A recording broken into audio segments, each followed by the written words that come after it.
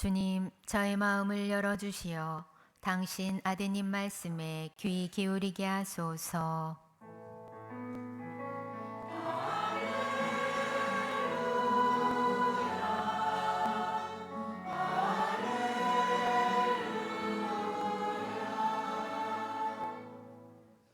주님께서 여러분과 함께 또한 사제의 영과 함께 마테오가 전한 거룩한 복음입니다.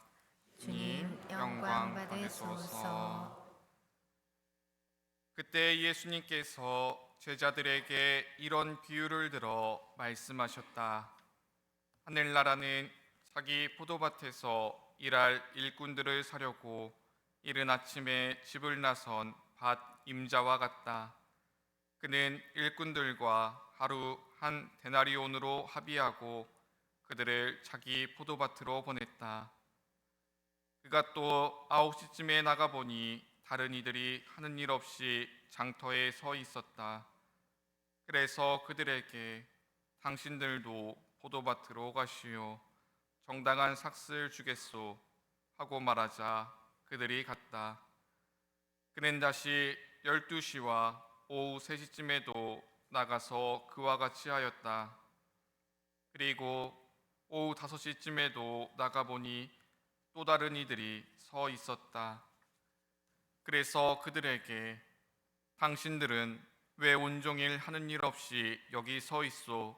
하고 물으니 그들이 아무도 우리를 사지 않았기 때문입니다 하고 대답하였다.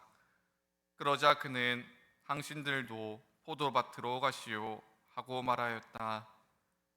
저녁 때가 되자 포도밭 주인은 자기 관리인에게 말하였다. 일꾼들을 불러 맨 나중에 온 이들부터 시작하여 맨 먼저 온 이들에게까지 품삯을 내주시오. 그리하여 오후 5시쯤부터 일한 이들이 와서 한 데나리온씩 받았다. 그래서 맨 먼저 온 이들은 차례가 되자 자기들은 더 받으려니 생각하였는데 그들도 한 데나리온씩만 받았다. 그것을 받아들고 그들은 밭 임자에게 투덜거리면서 맨 나중에 온 처자들은 1시간만 일했는데도 떼약볕 아래에서 온종일 고생한 우리와 똑같이 대우하시는군요 하고 말하였다. 그러자 그는 그들 가운데 한 사람에게 말하였다. 친구여, 내가 당신에게 불의를 저지르는 것이 아니오. 당신은 나와 한 데나리온으로 합의하지 않았소. 당신 품삯이나 받아서 돌아가시오. 나는 맨 나중에 온 이 사람에게도 당신에게처럼 품삯을 주고 싶소. 내 것을 가지고 내가 하고 싶은 대로 할 수 없다는 말이요. 아니면 내가 후하다고 해서 시기하는 것이요. 이처럼 꼴찌가 첫째 되고 첫째가 꼴찌 될 것이다. 주님의 말씀입니다. 앉으십시오.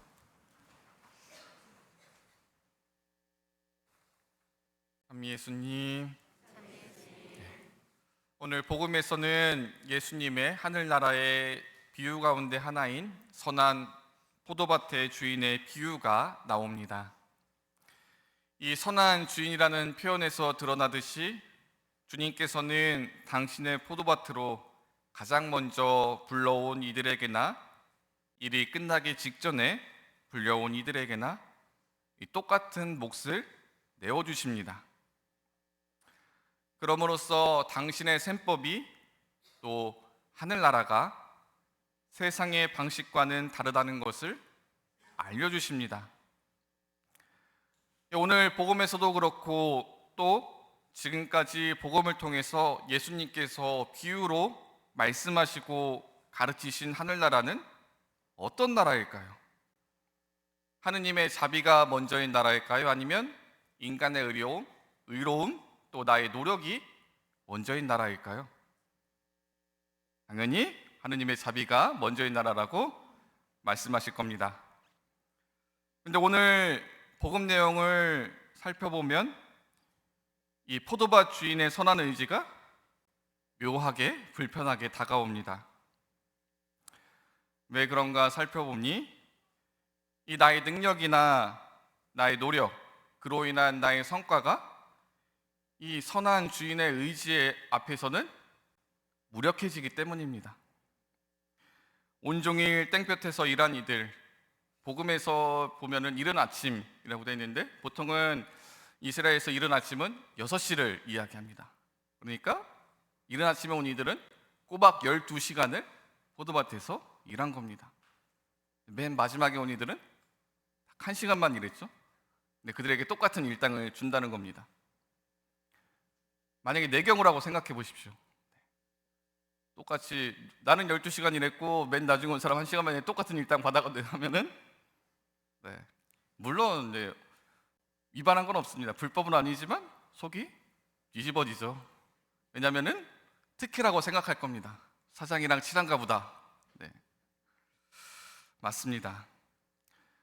이거 쉽사리 받아들이기가 힘듭니다. 왜냐하면 그만큼 우리들은 성과와 그에 대한 합당한 보상에 너무도 익숙해져 있기 때문입니다. 이것은 누구의 논리입니까? 세상의 논리입니까? 아니면 하느님의 논리일까요? 세상의 논리죠. 얼마나 익숙해졌으면은 하느님의 자비마저도 불편하게 느껴집니다. 사실 따지고 보면은 포도밭 주인은 일꾼들에게 약속을 어긴 적도 없고 불법을 저지른 적도 없습니다. 요새 말로 하면은 근로계약서 있는 대로 똑같이 준수했습니다. 그래서 이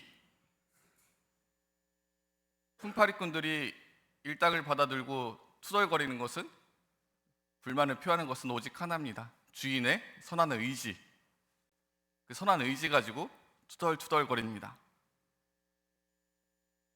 생각해보면 이거는 주인의 권한이죠. 품팔이꾼들이 침범할 수 없는 주인의 권한입니다.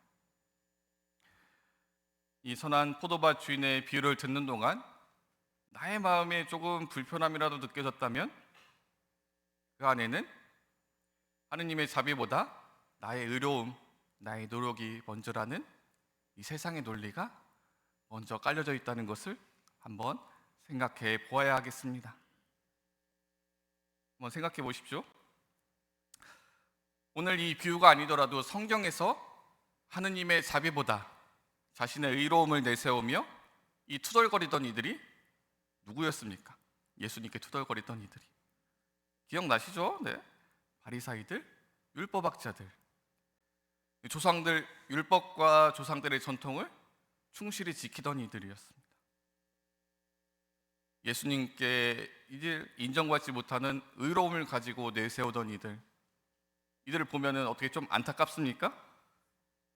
아니죠. 오히려 꼴불견이고 불편합니다. 위선적이죠. 그럼요, 우리 하느님 앞에서 우리 인간이 취해야 될 태도는 분명합니다. 이 비유를 불편하게 만드는 그 무력감입니다. 이것은 포기하는 다른 겁니다. 선하신 주인이신 하느님의 자비가 세상의 논리와 또 나의 욕심과는 다르다는 것을 겸손하게 받아들이는 것입니다. 순종하는 것입니다. 하느님의 그 자비를 받아들일 때 그때 우리 신앙인들의 눈은 열립니다. 더 이상 오늘 복음에 오늘 이 비유가 불편하게 다가오지 않습니다. 오히려 하느님의 놀라운 자비라는 것을 알게 됩니다. 포도밭 주인이 나서서, 포도밭 주인이신 하느님께서 직접 발품을 팔아서 품팔이꾼들을 모으시고 또 당신의 포도밭으로 보내셔서 그 누구도 소외되지 않고 또 부족하지 않도록 은총을 베풀어 주십니다. 우리가 기억해야 될 것은 나의 노력이나 땀이 있기 전에 먼저 모든 것이 하느님으로부터 시작되었고 또 그분으로부터 주어진다는 사실입니다. 나의 공이나 덕보다 하느님의 자비가 먼저라는 사실을 겸손하게 받아들일 때 하느님의 그 풍요로운 자비는 바로 내 앞에 있습니다. 그 어느 순간에도, 내가 가장 비참해지고 약해진 순간에도 하느님 자비 앞에 겸손한 나 자신이 있는 한 그분의 자비를 입는 주인공은 바로 나 자신입니다. 우리가 바라고 가고자 하는 하늘나라는, 오늘 맨 마지막에 온 이들부터 주인은 임금을 줍니다. 가장 약한 이들이 가장 먼저 은총을 입는 복된 나라입니다. 하늘나라는 우리가 늘 약한 순간, 보잘것없는 순간에도 늘 하느님의 자비를 먼저 입는 복된 나라. 그러면 그 하늘나라를 가고자 하는 우리 또한 그래야겠죠. 그 하느님의 자비에 겸손되이 순응하는 신앙인이 되기를 바랍니다. 잠시 묵상하시겠습니다.